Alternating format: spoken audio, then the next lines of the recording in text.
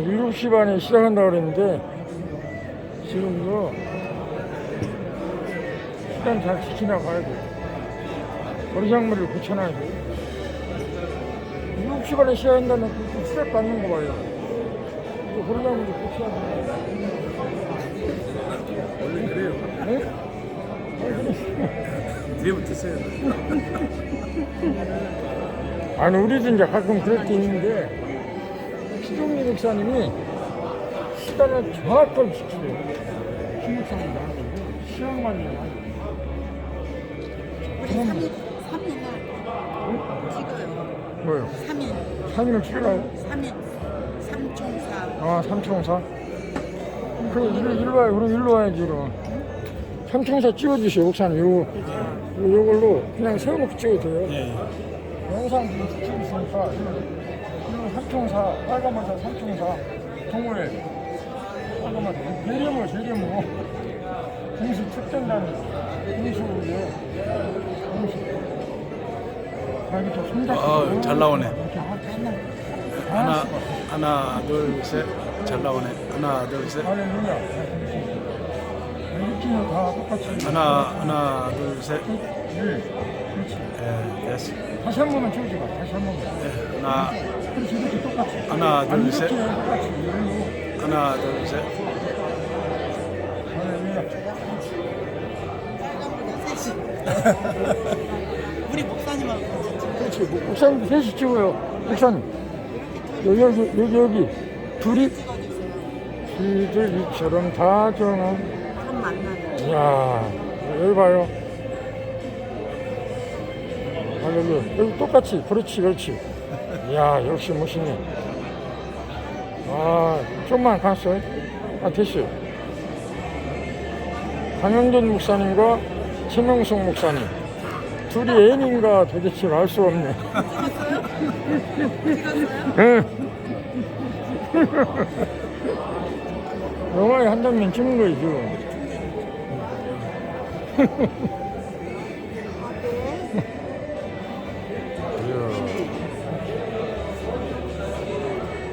잘하네. 일본이에요, 지금?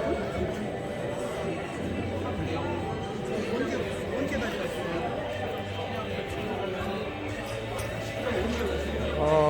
사단법인 대한민국을 생각하는 호남 미래 포럼 10년 할애와 정기총회. 여기는 삼정 호텔 아도니스 홀. 할렐루야.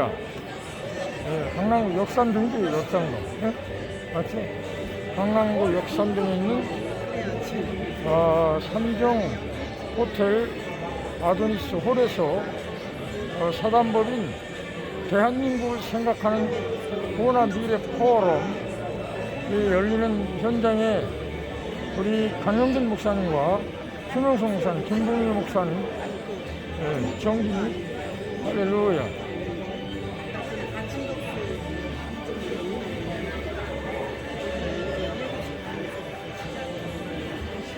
이야, 감사합니다.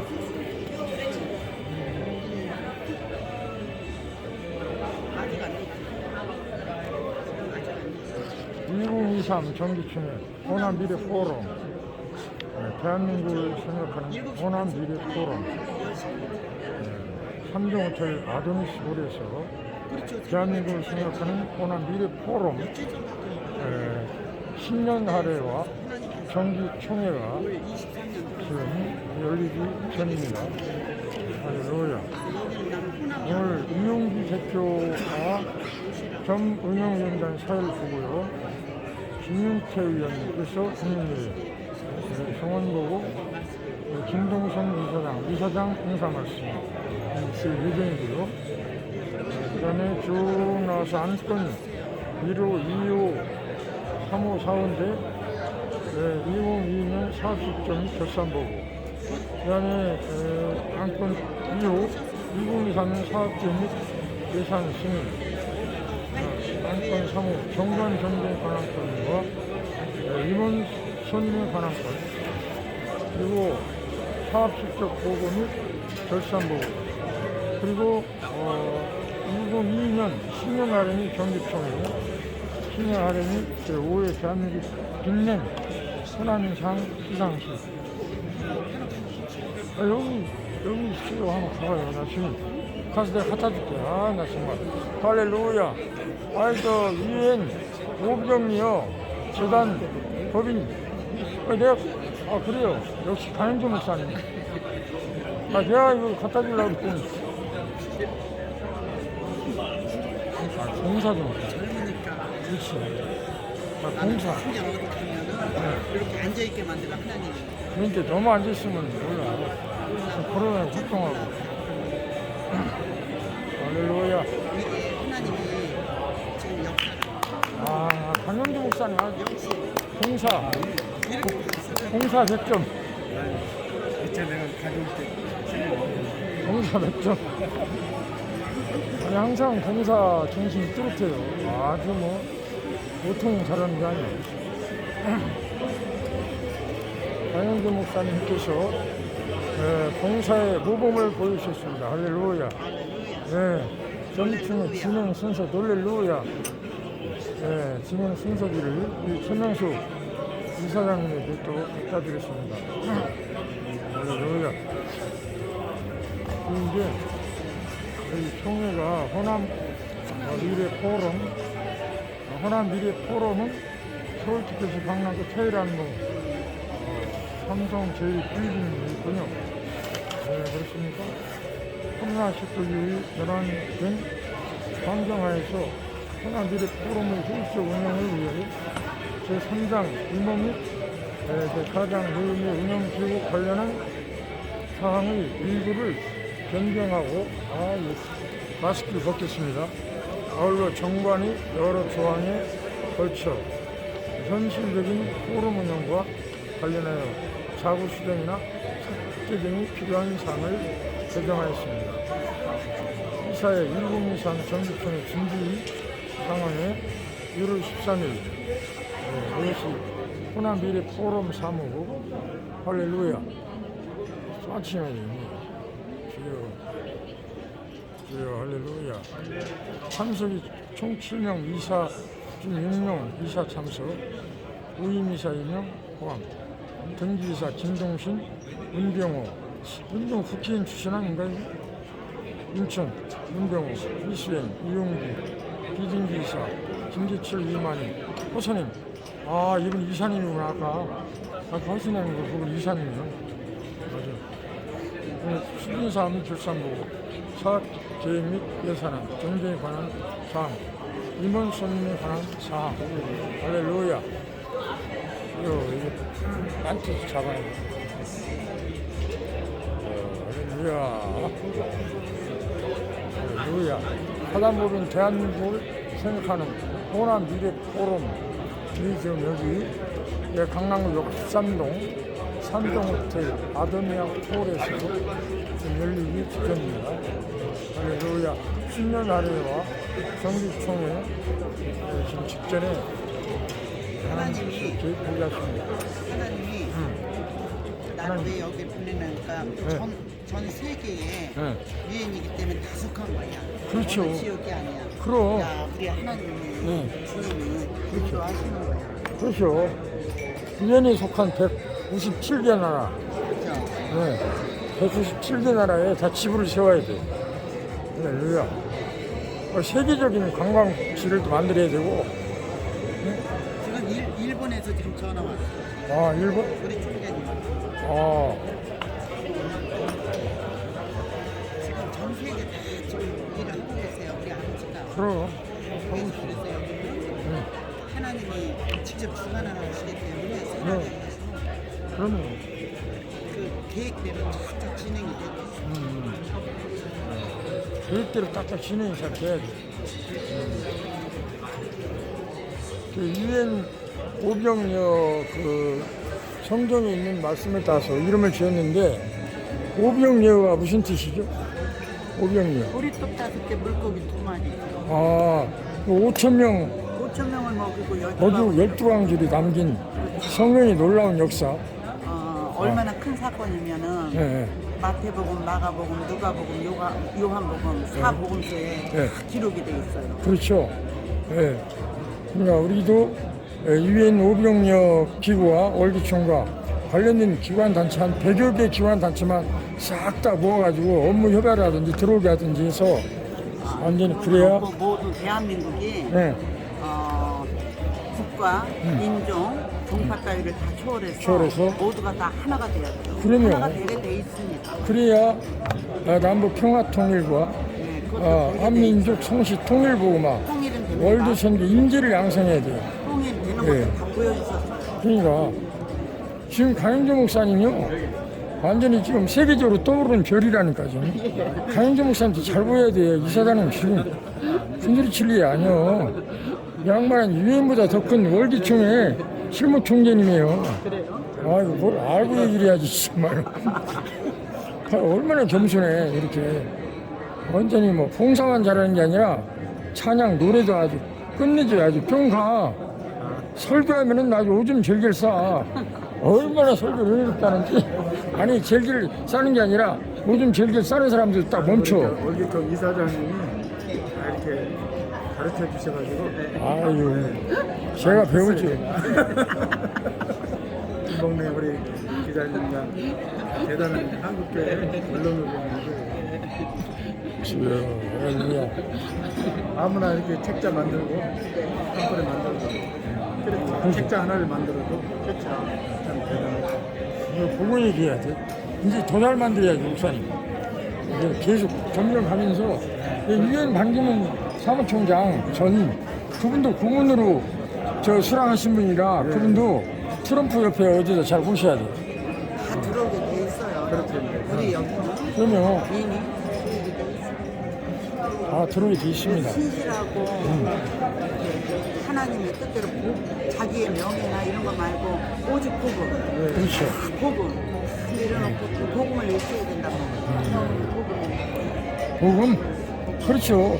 지금 현 시대의 새 복음이 바로 그 오병이입니다. 그렇죠. 오병이요. 민수기 21장 모세 때 계시를 다 주셨어요. 그래서 작품으로도 다 나와 있고 그렇죠. 이제 2023년 해가 돼서 그리고 우리 이사장님 기술 그거는 네. 기술. 화가죠, 화가. 하가세요? 저희 강영재 목사님 한번 그려봐요. 강영재 목사님 한번 그려봐 언제 시간 있을 때. 세워놓고 하나님의 복음을 위해서 저는 전도밖에 몰라요. 복음을 위해서 이 시대를 위해서 지금 복음 주예수를 믿으라 너와 네 주변 구원을 아무리 외쳐도 안 들어요. 이제 너무나 타락을 해서 현 시대에 이사야 52장 그래요? 15절로 식사하세요. 후에 그가 열방을 아니 식기 전에 먼저 드셔 목사님. 김 목사님 입을 동하리니 식기 전에 기도하고 드셔. 네, 먼저 아직까지 그들의 식기 전에 드셔. 정상이 될 것이요 또한 지도 깨달을 것이다. 이사야 60장 15절로 말씀은 네.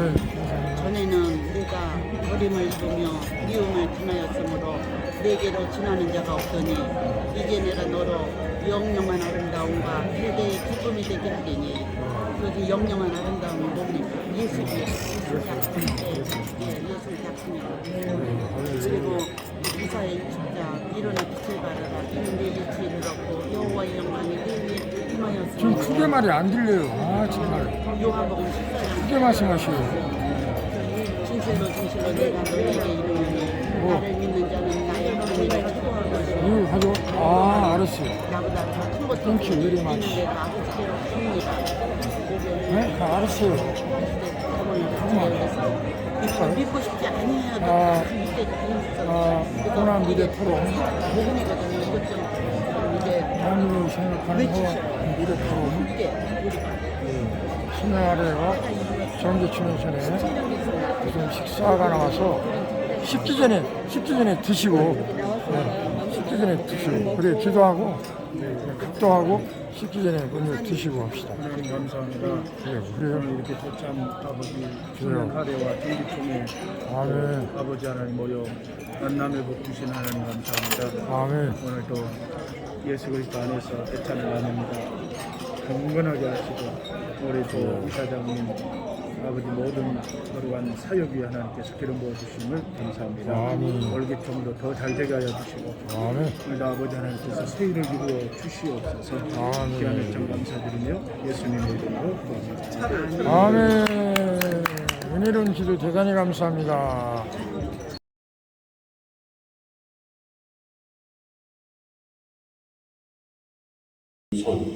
귀하께서는 사단법인 대한민국을 생각하는 문화미래 포럼의 발전을 위하여 물심양면으로 헌신하여 주셨기에 존경과 감사의 마음을 담아 이 배를 드립니다. 2023년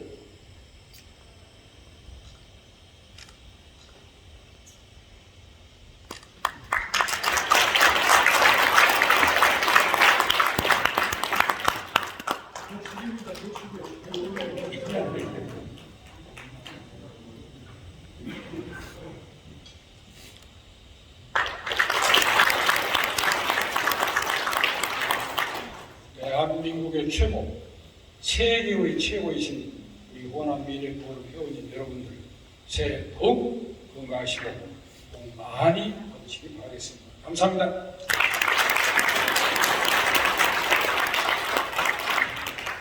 오늘 강연 테마를 위해서 현수막 교체를 잠깐 약 한 20절 정도 하도록 하겠습니다.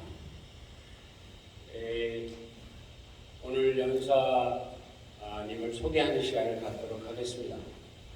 공동대표 겸 포럼 위원장이신 임안희 우리 장관님께서 나오셔서 오늘 연사님에 대한 특별한 소개 말씀이 있으시겠습니다.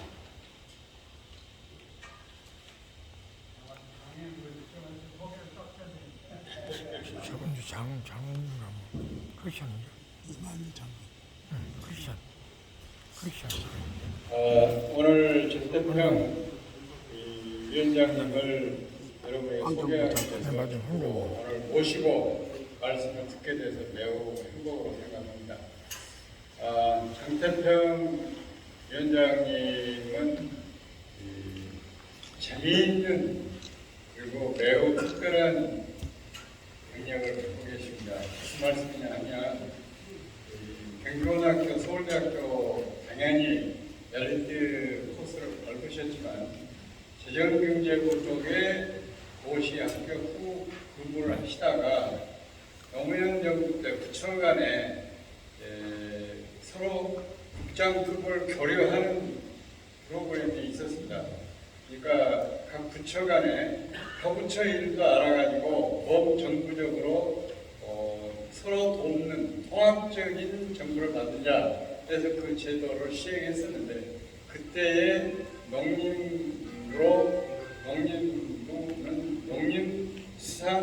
농림수산식품을 아우르는 부처 이제 그쪽에 오셔서 국장을 하셨어요. 근데 저희는 그 당시에 내무부에 있었는데 장태평 장관님 소식을 들었습니다. 무슨 얘기냐 그러면 농림부 공직자들 사이에 장태평 장관님이 아주 인기 있고 선망의 대상이 돼서 농림부에서 빨리 승진을 시켜달라고 얘기를 했습니다. 근데 그 당시에 노무현 대통령이 청와대에서 야 어떻게 파견된 사람이 자기 부처로 돌아가서 승진을 하는 건 몰라도 그 파견된 곳에서 승진을 할 수가 있느냐 그래가지고 안 된다고 했어요. 지금 우리 경영혁신 차원에서 많이 생각해 봐야 될 사고였는데 그 당시에는 그랬습니다. 그만큼 덕을 쌓으시고 우리 농업부문의 발전에 획획한 축적을 보이셨습니다. 그래서 그게 바탕이 됐는지 나중에 비정경제적으로 돌아가셔서 임급도 하시고 그리고 노무현 정부에서 굉장히 강조했던 청렴의 표상이다 해가지고 국가에서 세운 청렴위원회의 사무처장을 하셨어요. 이거는 이제 차관급입니다. 그래서 이제 또 올라가신 거죠. 그리고 그 다음 정부에서 농림부 장관으로 다시 발탁이 또 되셨습니다. 그래가지고 저는 내무부 출신이 환경부에 가서 일을 하고 있고 우리 장태평 장관님은 재경부 출신이 청년위원회까지도 거쳐서 다시 독립으로 오셨는데 옛날 독립부 공직자들이 꿈이 이루어진 거죠. 왜냐하면 장관으로 모시고 싶다고 했으니까. 오늘 그와 같은 여러 가지 걸 바탕으로 해서 이번 윤석열 정부에서 농업, 농촌, 어업, 어촌 부분을 다루는 대통령 직속 특별위원회의 위원장으로 같이 얼마 전에 사령을 받으셨습니다. 제가 찬스는 이때다 오셔서 특별위원회가 하는 일이 무엇이고 또 우리 농업이 굉장히 중요한 산업인 호남에 어떤 말씀을 해주실 것인지 모실 수 있으면 감사하겠습니다라고 말씀을 올렸는데 흔쾌히 수락을 해주셔서 오셨습니다. 이름이 태평이기 때문에 장 장관님 말씀을 잘 들으시면 여러분이 태평과 행복, 평화를 누리실 수 있을 것이다 생각을 하고 개묘년 흙을 꾸시면서 오늘 장 장관님 말씀을 듣고 옳은 일을 우리들이 전폭적으로 밀어드리고 또 우리들에게 도움이 되는 일은 적극적으로 끌어들여서 상생, 의미나는 개묘년을 우리가 스스로 만들어가고 그게 전 대통령한테 감사드릴 일이 많기를 간절히 바라고 장 장관님 또한 우리 호남 미래포럼에 이름값을 해달라고 대한민국을 생각한다고 했지 않냐. 그러면 대한민국을 생각하는 차원에서 장 장관님 하시는 일에 적극적으로 성원해달라 하는 무건의 말씀이 없지만 뜻을 가지고 현상에 오르신다는 것을 여러분께서 이해하시고 정말로 잘 되시라고 축원하고 아껴드리고 또 적극 협력하겠다고 하는 다짐의 뜻을 담아서 박수 속에 모시겠습니다.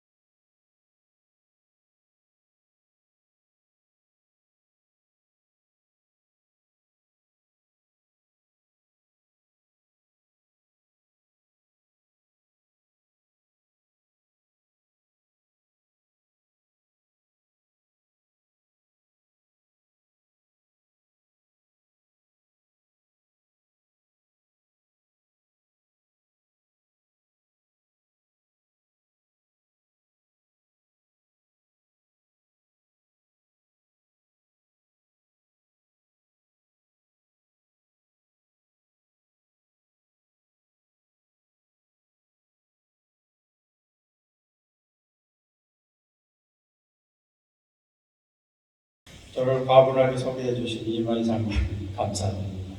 또 여기 와서 보니까 우리 옛날에 농식품부, 농수산부 그 장관을 아주 한갑수 장관, 하시는 장관을 또 뵙게 됐습니다.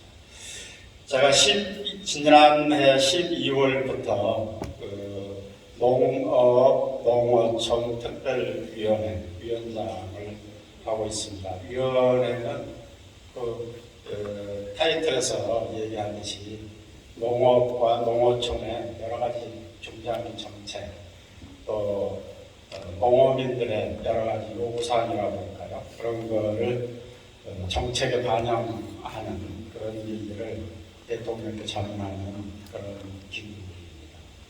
제가 오랫동안 늘 생각을 해오는 게 이 농업 문제가 어떻게 보면 지금 그 호남 문제하고도 이렇게 일맥상통하는 그런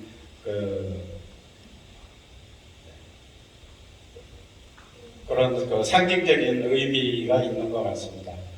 이순신 장군께서 호남이 없으면 국가가 없다. 그때 말은 호남 지역이 점령당하면 우리나라 그대로 넘어가는, 그런데 이순신 장군이 호남 지역을 지킴으로써 우리 국가가 유지될 수가 있었죠. 그리고 비슷하게 또 어떤 점에서는 우리 농업이 잘 돼야 나라가 잘 된다 그런 말을 흔히 하거든요. 농업계에 있는 사람들이 어떻게 보면 스스로 그런 뭐라 그럴까요?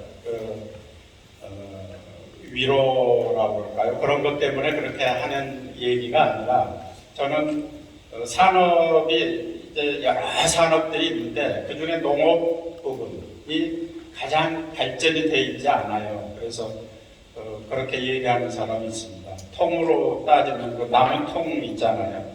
나무 통들 그 조각 중에 농업이라는 조각이 너무 낮아서 물을 많이 담을 수가 없다. 그런 이야기가 있듯이 우리 농업 부분이 발전을 하면 그야말로 산업 면에서도 선진국이 될 수 있다. 이런 관점에서 저는 그 말이 일리가 있다고 생각합니다.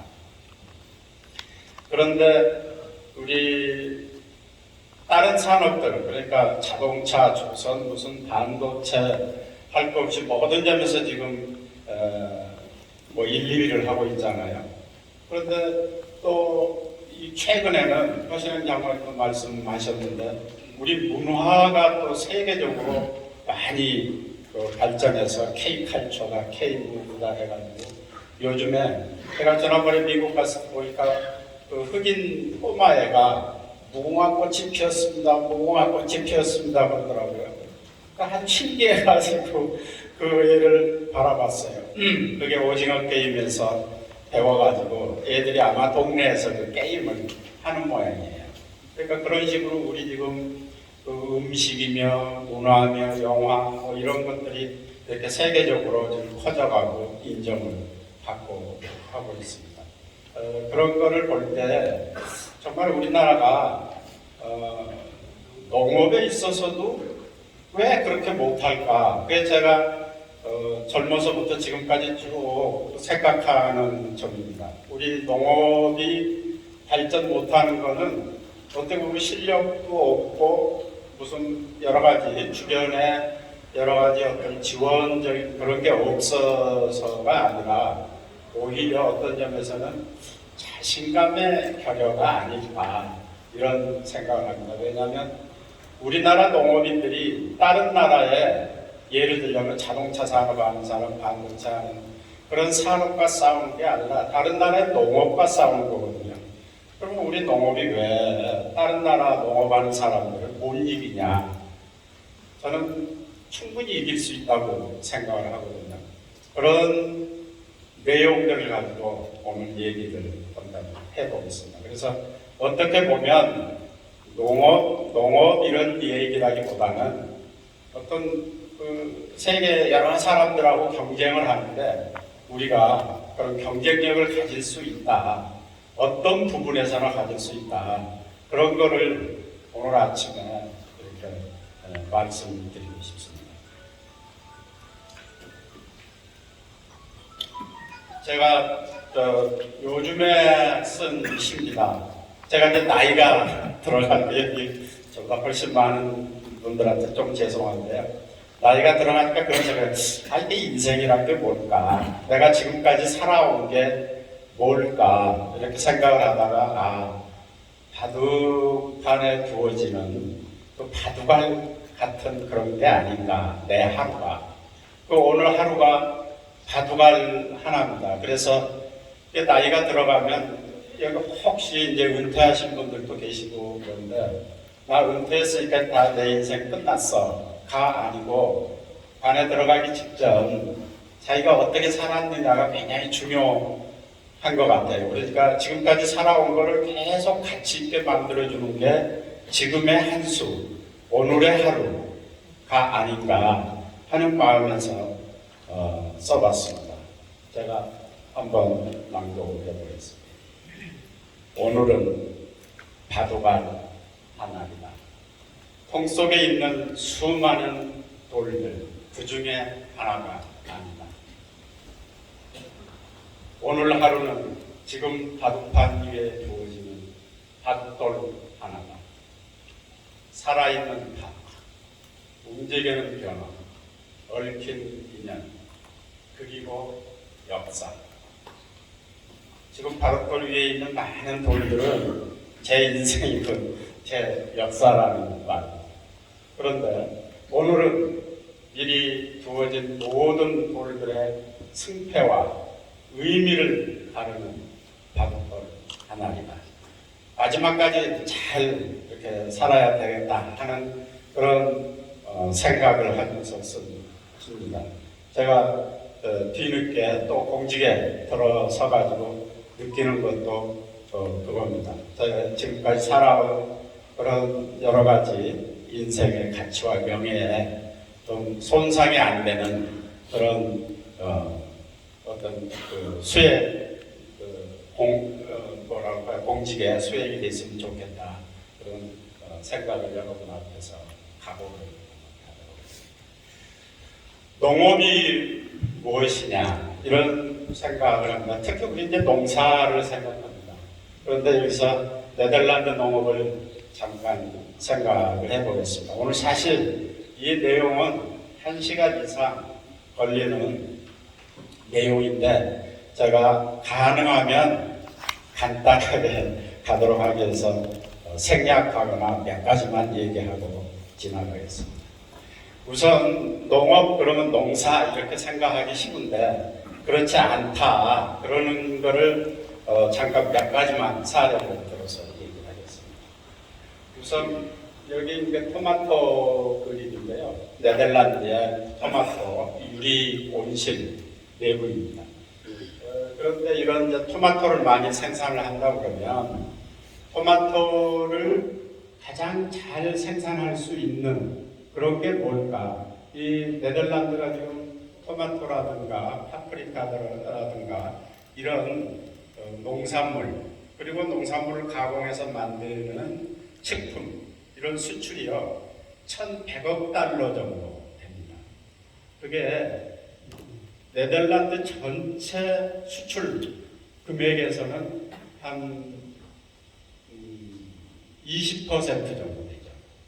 이 사람들이 한 1,600 내지 7,000달러, 7,000억 달러, 7,000억 달러 정도 수출을 하기 때문에 그 중에서 약 20% 정도를 농식품에서 수출을 해요. 우리나라는 어떻게 되냐면 비슷하거든요. 그 네덜란드하고 수출하는 게 네덜란드는 조금 앞섭니다.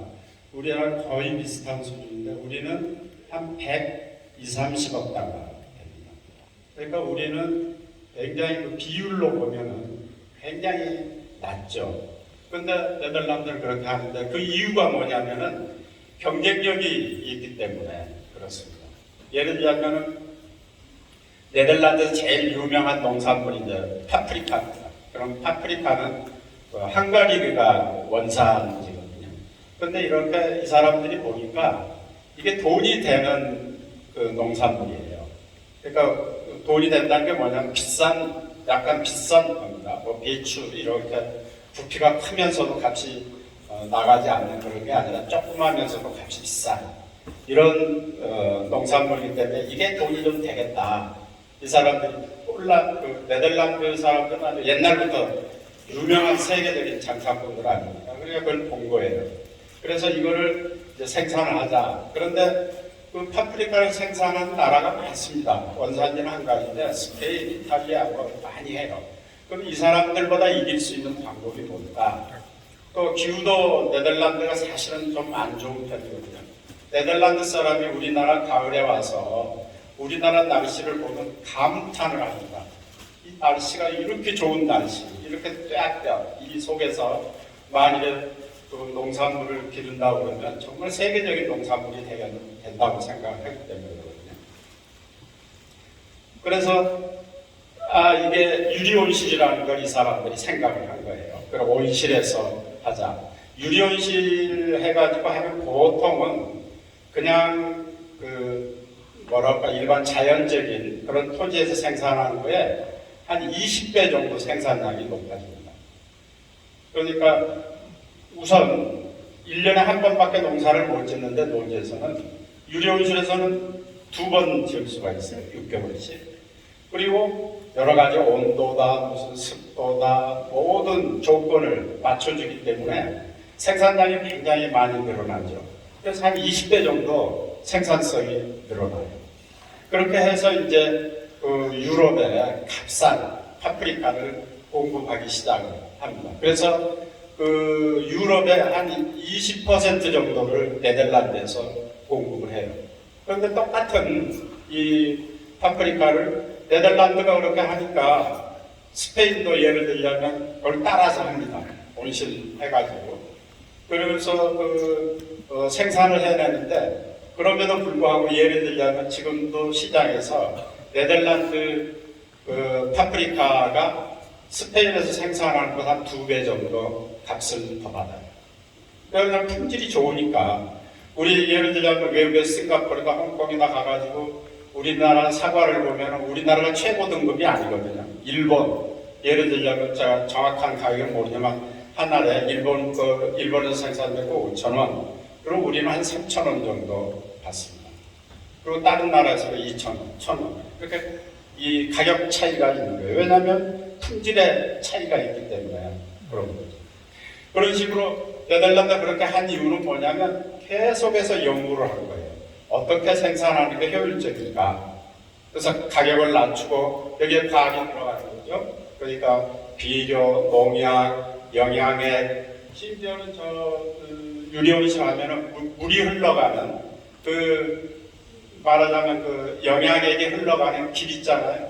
거기도 이렇게 암석에서 만든 솜으로 그걸 하는데 그 솜이 물이 지나가는데 아주 균질하게 지나갈 수 있도록 그걸 굉장히 연구를 해가지고 그걸 만들어요. 그러니까 우리나라는 똑같은 거 만들어도 균질하게 흘러가지는 않습니다. 중간에 뭉쳐요. 기술이 그만큼 안 되는 거죠. 이 사람들이 만드는 모든 그런 것들을 과학적으로 계속해서 연구하고 품질을 높이고 그렇게 해서 생산성을 올리는 거죠. 그런데 예를 들자면 우리나라는 지금도 평당 예를 들자면 파프리카 생산을 평당으로 하면 50에서 60kg 정도 나오거든요. 이 사람들은 100kg가 넘어갑니다. 같은 유리온실에서 같이 해도. 그렇기 때문에 수출에서 많은 그런 어떤 비중을 차지할 정도로 그렇게 수출을 하고 있습니다. 여기 간단하게 하나 하면 빌 게이츠인데요. 빌 게이츠가 농업 부분에 투자를 많이 좀 하겠다고 해서 메린다하고 재단 거기에서 농업 부분에 대한 투자를 많이 합니다. 빌 게이츠가 농업에 관심을 갖는 건 뭐냐면 아프리카나 중동, 동남아 이때 못 사는 사람들한테 식량을 줄 게 아니라 고기 잡는 법 이것을 가르쳐줘야 된다. 그래가지고 이 집중적으로 연구를 하는데 예를 들자면 품종 개량, 그 다음에 농사하는 방법 이런 것들을 과학적으로 연구를 하도록 그렇게 하는데 돈을 굉장히 많이 지원을 해주고 있습니다. 그러니까 이 사람 생각은 뭐냐면 예를 들자면 사막에서 농사를 지을 수 없을까? 없을 것 같죠. 근데 그걸 연구해가지고 무슨 시드밤 그런 식으로 해서 씨앗에다가 이렇게 여러 가지 장치를 해서 감싸가지고 뿌리면 사막에서 싹이 나게 일단 만듭니다. 거기다가 물을 그러면 어떻게 공급을 할까? 그런 걸 생각하는 거죠. 또 동남아 같은 데 물에 항상 잠겨 있어요. 그러니까 쌀 농사를 해도 우리는 뭐 한 500kg 이런 식으로 나오지만 동남아는 한편으로서 100kg도 안 나오죠. 그러면 물 속에서도 생산성이 올라갈 수 있도록 한 생산이 2배, 3배 이렇게 되는 방법이 없을까? 그걸 연구하는 사람들한테 연구들을 주겠다. 그런 식으로 해서 농업을 지금 발전시키겠다고 하거든요. 그런 생각도 뭐냐면 농업이라는 게 그냥 농사 짓는 게 아니라 과학이다. 그런 이야기죠. 이스라엘이 대개 여러분도 아시지만 일부 한 20% 정도 빼고 나머지는 농사 짓기 굉장히 어려운 사막지대, 건조지대입니다. 거기에 1년에 강수량이 한 200mm 정도밖에 안 돼요. 그러니까 그 물을 어떻게 효율적으로 쓰느냐, 물이 굉장히 많이 들어가는 게 이 농업이지 않습니까? 그러니까 이 물을 그러니까 있는 물을 재활용하고 또 물을 쓸 때 가장 효율적으로 쓰는 방법이 없을까? 그래서 이 사람들이 물 관리하는 기법이 굉장히 발전됐어요. 그래서 이 사람들 요즘 우리나라에도 이제 많이 하는데 그 이 호수를 쭉 밑에 묻어가지고 거기서 뿌리에다만 물을 쫙 주는 거예요. 뿌리에. 그래서 물을 효율적으로 쓰는 그런 거를 하거든요. 근데 이 사람들 물에 대한 연구를 그렇게 쭉 하다 보니까 중동이나 중국 같은 그런 건조 지역에서 농사를 지을 때 이 이스라엘 사람들의 이런 물관리, 관계하는 기술을 도입을 해가지고 쓰고 있습니다. 그래서 이스라엘 농산물 수출을 한 13, 14억 불 되는데 그런 농업 기자재, 기술 이런 수출을 하는 거는 한 40억 달러 정도 된다. 그러니까 이 사람들은 기술 팔아먹고 사는 게 더 많은데 이 사람들 재밌는 게 뭐냐면 그 물 있잖아요. 물을 막 연구를 하다 보니까 예를 들자면 소나 돼지한테 어떤 물을 먹이는 게 더 이렇게 증체라고 그러죠. 체중이 늘어나는데 살이 많이 찌게 하는데 도움이 될까 하는 그런 것까지 생각을 한다고 해요. 그러니까 물의 성분에 따라서 그런 것도 조금 미량이지만 영향을 미친다는 거죠. 그래서 그 이스라엘의 대통령이던 페레스는 농업은 95%가 과학이다. 노동하는 거는 5%다. 이런 이야기를 했습니다. 그래서 이스라엘이 이 IT, BT 이런 데서만 기술적으로 발전한 게 아니라 농업 부분에서도 굉장히 기술적으로 발전이 되고 있습니다.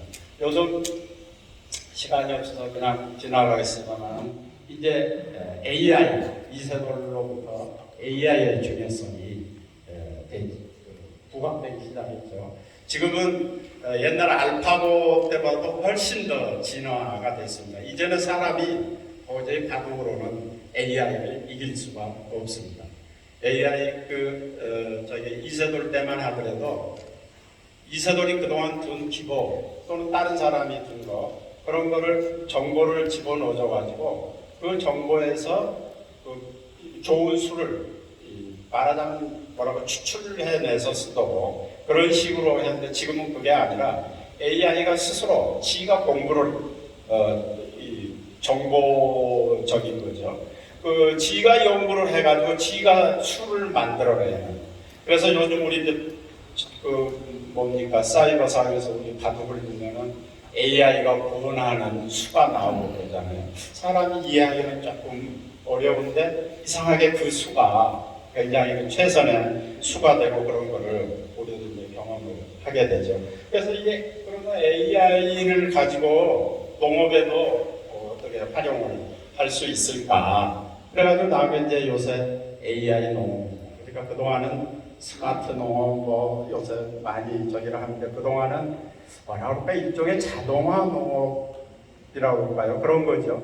예를 들면 여기가 온실이라고 그러면 이 온실 속에 가장 적합한, 그러니까 토마토가 자라는 가장 적합한 조건, 그러니까 온도, 습도, 탄산가스, 병충해 관련되는 거, 영양, 이런 것들을 최적치를 과거의 자료를 중심으로 해서 그걸 집어넣어 주거든요.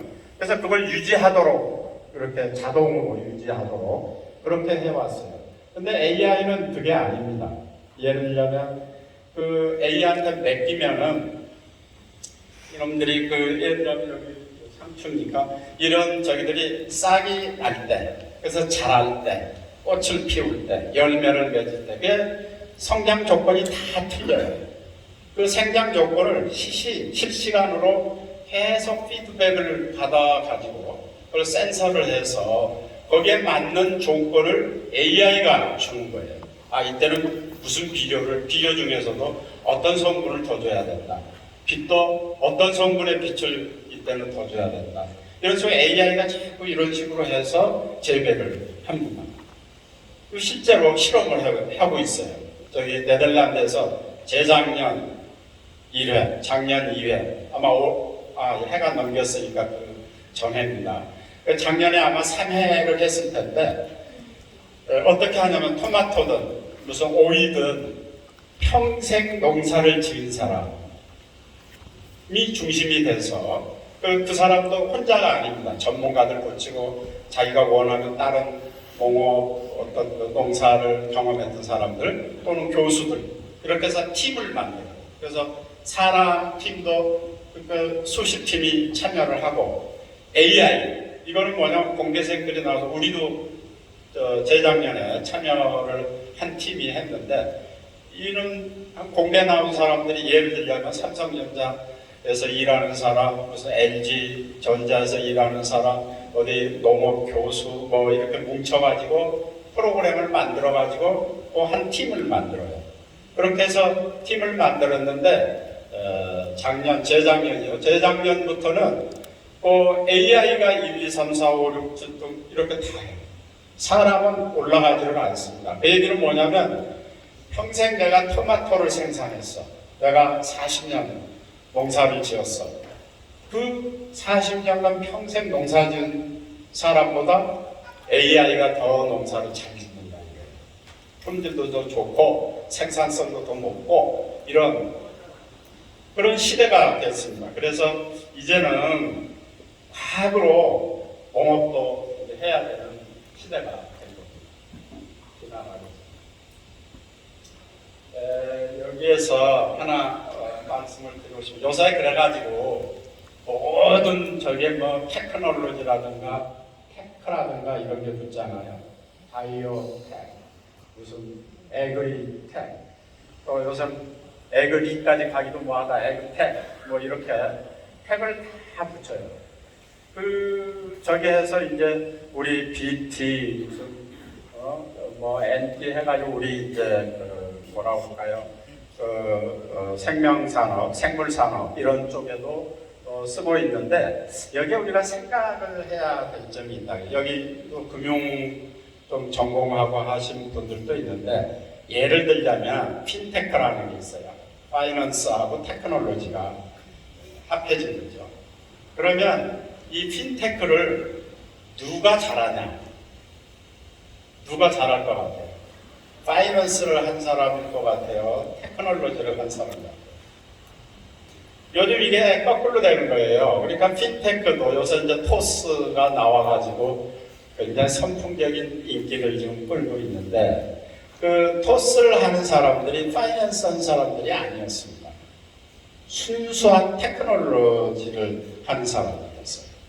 그런데 이 사람들이 보는 거예요. 금융을 이렇게 보니까 금융을 더 편하게 할 수도 있는데 왜 우리가 7번, 8번만 누르고 어렵게 가다가 다시 못하면 다시 돌아오는 식으로 이런 일을 겪을까? 이걸 좀 간단하게 할 수 없을까? 이런 걸 생각한 거예요, 이 사람들. 그래서 한 3번쯤으로 클릭을 하면 내가 송금도 할 수 있고 뭐 결제도 할 수 있는 그런 일을 보완해가지고 요새 그 토스라고 아주 선풍적인 인기를 끌었죠. 저는 이런 걸 볼 때 농업도 마찬가지가 돼요. 아까 우리가 AI를 얘기했지만 이제 농업을 하는 사람이 평생 농사짓 사람들이 아니라 이렇게 테크놀로지를 하는 사람들이 농업을 하는 그런 시대로 이렇게 바뀌어가는 거죠. 그게 더 효율성이 있고 더 잘 농사를 지을 수 있는 이런 식으로 된 거예요. 약간 지금은 혼선이 빚어질지 모르겠는데 이런 게 좀 이따가 시간이 없어서 잊어버릴까 몰라서 말씀을 드리면 이제 그래서 제도도 농업은 굉장히 보호하고 있어요. 딴 사람들 농업하면 안 돼. 삼성, 동구, LG가 농업하면 안 돼. 그래가지고 딱 막아놓고 못 들어가고. 전번에 이제 LG가 그 새만금 그쪽에 들어가서 한번 해보고 싶었던 게 뭐냐면 유료실을 쫙 지어가지고 거기서 농사를 짓고 싶다 이거예요. 근데 농사 짓는 그 생산물을 파는 게 관심이 있는 게 아니라 농업이라는 걸 어떻게 하면 효율적으로 할 수 있을까? 네덜란드의 기술, 이스라엘의 기술을 이길 수 있는 그런 기술을 우리가 한번 겪어보자, 만들어보자. 그래서 그거를 만일에 LG가 그렇게 해서 성공을 하면 그 기술이 누구한테 가요? 우리한테 옵니다. 농민한테 오는 거예요. 그러니까 좋은 품종을 개발한다. 예를 들면 품종 개발을 농가에서 농민들은 100년 걸려도 하기 힘듭니다.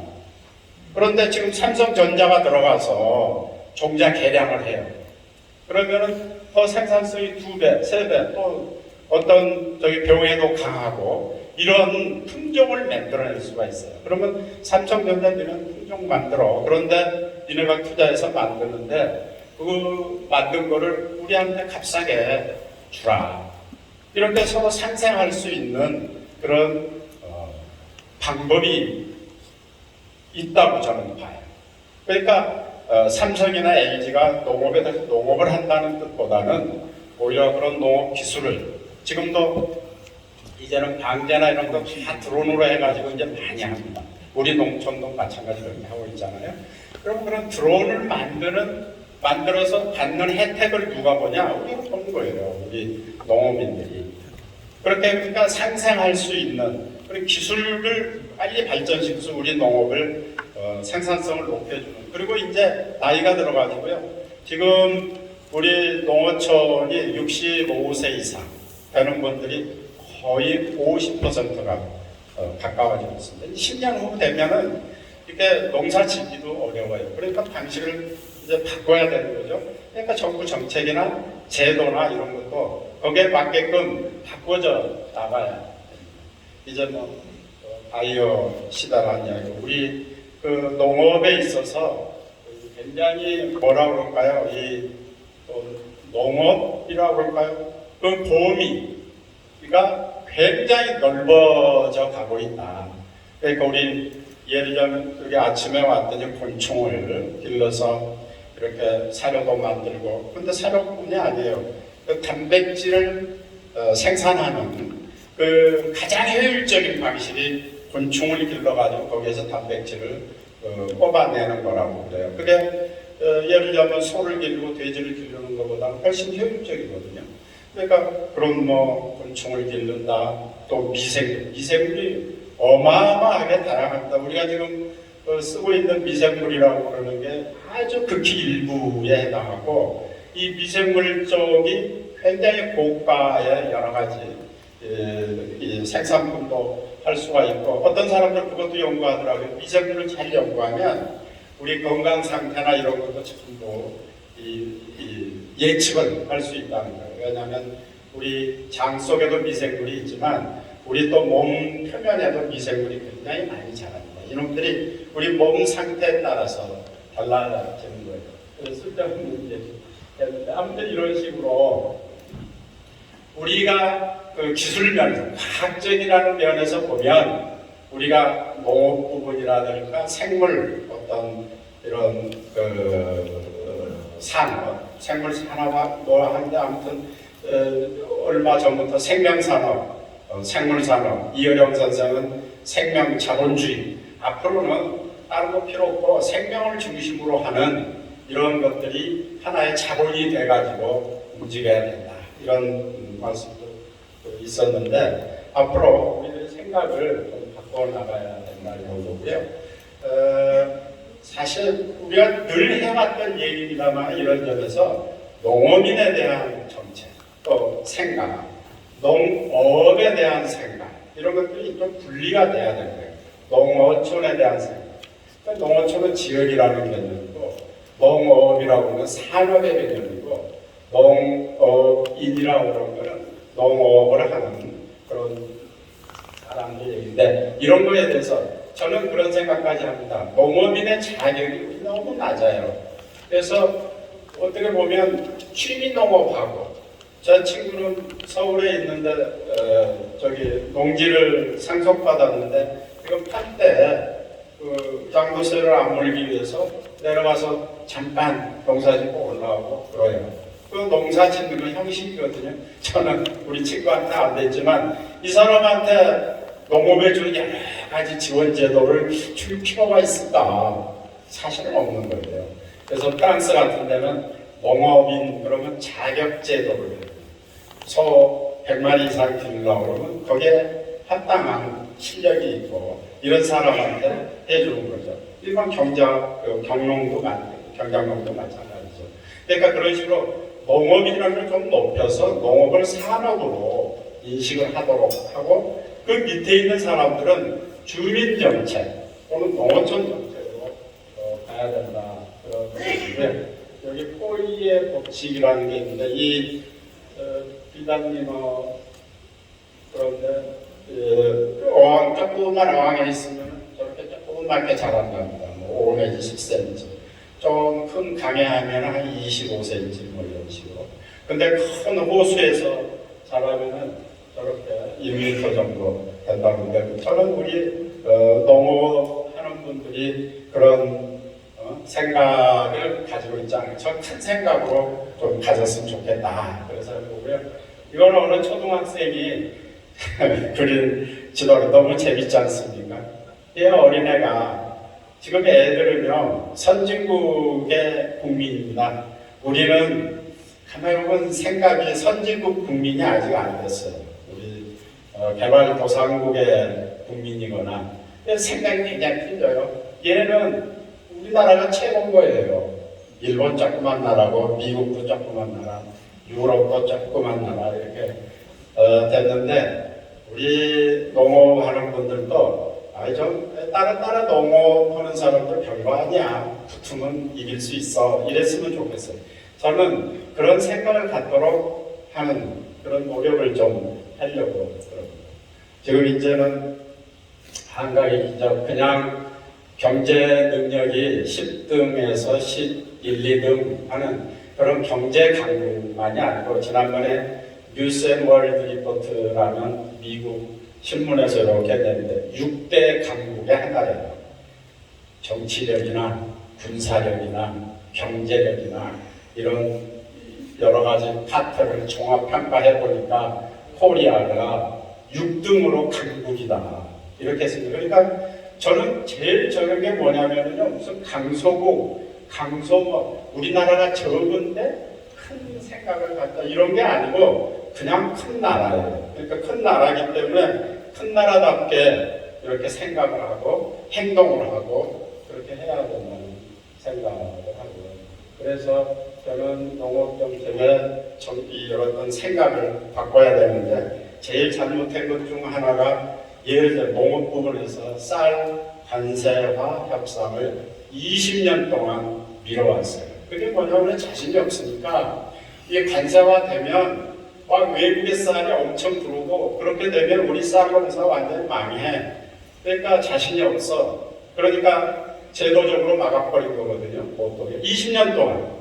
그런데 대만이나 일본은 똑같은 사정이었는데 그 사람들은 바로바로 풀었습니다. 물론 약간의 제약 조건을 받으면서 풀었지만 우리처럼 이렇게 완전히 강하지는 않았거든요. 우리가 지금 380만 톤 정도 1년에 쌀을 생산하는데 41만 톤을 의무적으로 수입을 해야 돼요.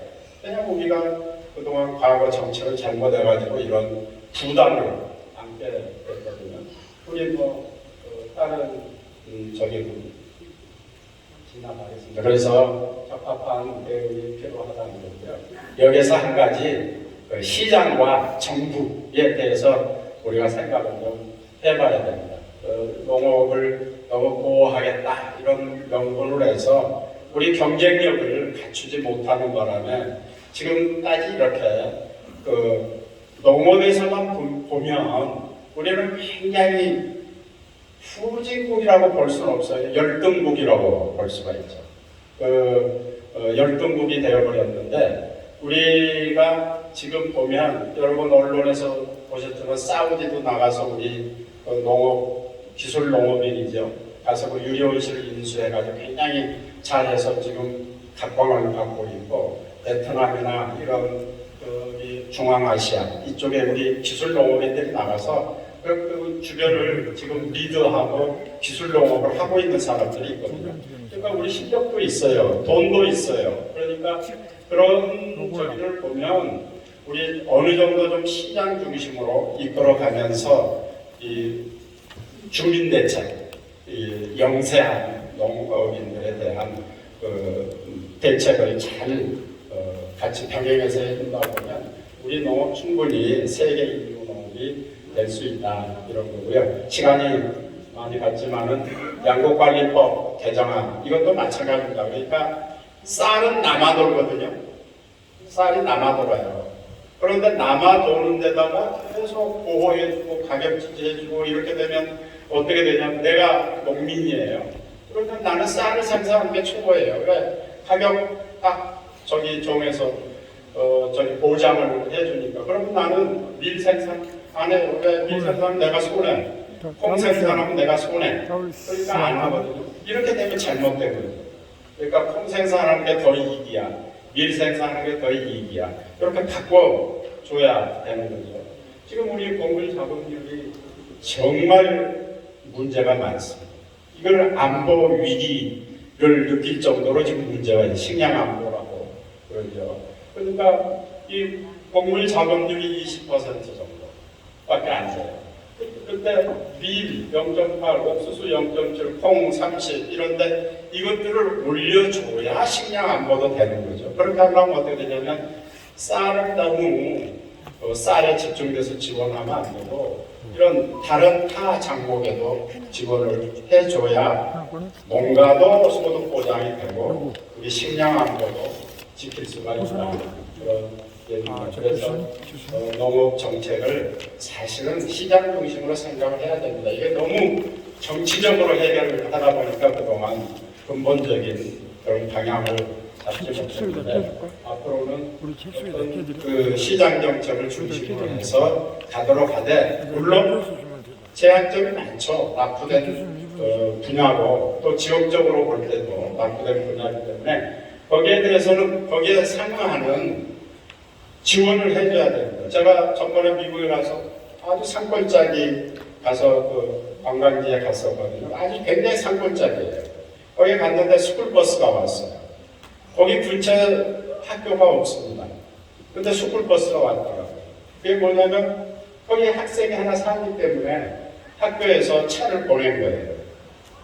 우리나라도 마찬가지예요. 시골에 있는 분들은 갑자기 아파서 병원 간다 그러면은 택시도 없고 무슨 차도 없고 여러 가지 접근성에서 문제가 있잖아요. 그런 것들을 정부가 사실은 해결을 해줘야 됩니다. 그런 것들 지원을 해주고 어느 정도 생활 요건이나 지역 어떤 개발 이런 것들을 어느 정도 해준다면은 농업이라는 산업은 산업 전체로 해야 된다. 그런 거고요. 지금 이제 가장 중요한 게 지금까지 해왔던 거를 표현하기 뭐한데 어떻게 보면 버전 1이다 그러면 지금부터는 이 세상이 이렇게 달라지고 기술이 발전했기 때문에 지금부터는 버전 2로 가요. 모든 걸. 그러니까 그런 점에서 가버넌스도 그렇게 바뀌어져요. 정부 조직이다, 정부 정책이다, 우리 생각이다, 모든 거를 거기에 맞춰서 완전히 바꿔줘야 이 변화되는 시대, 4차 산업혁명이다, 또 이렇게 우리 급속한 인구 전력이다, 뭐 이런 여러 가지 문제들을 해결을 하려면은 지금까지 해오던 방식은 안 됩니다. 그런 점에서 이 가버넌스 혁신이 이루어져야 된다. 이런 생각을 합니다. 저는 마지막으로 시를 제 시입니다만은 여기가 미래 호남 미래 포럼에 와서요. 미래를 생각하는 분들이고 또 항상 우리 대한민국을 생각하는 분들이기 때문에 미래라는 시를 소개를 하겠습니다. 미래는 오는 게 아니라 우리가 가는 곳을 신은 오시지 않는다. 우리가 가는 곳에 계십니다. 미래는 신이다. 우리를 이끌고 우리를 심판하는 미래가 잘못되면 우리 자신이 잘못된다고 생각을 합니다. 미래 잘되게 하려고 그러면 생각을 바꾸고 모든 어떤 자신감을 가지고 모든 것을 바꿔나가야 되지 않나 이런 생각을 하면서 제가 오래전부터 이 호남 미래 포럼은 알고 있습니다. 그리고 또 여기 왔더니 좀 많은 분들이 아는 분들 오랜만에 만나는 분들이 있어서 고향에 찾아온 느낌이었습니다. 여러분들 뵙게 돼서 너무 반가웠고요. 저는 모항군 삼양 출신입니다. 늘 우리 고향에서 자란 그런 것 때문에 제가 그래도 이렇게 뭐라고 머릿속에 늘 풍요롭고 어떤 좋은 그런 인생관을 갖게 된 그렇게 고향 때문이라고 생각을 하고 있습니다. 여러분 새해에 복 많이 받으시고 하시는 일 모두 잘 되시기를 빌겠습니다. 감사합니다.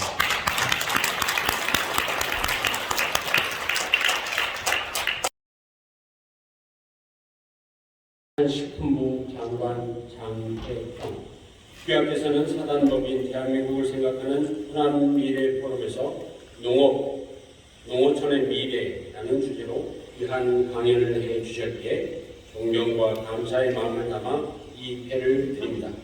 2023년 1월 17일 사단법인 대한민국을 생각하는 흔한 미래 포럼 이사장 김동식, 공동대표 겸 운영위원장 이홍기, 공동대표 겸 포럼 위원장 이만희 박수 주시겠습니다.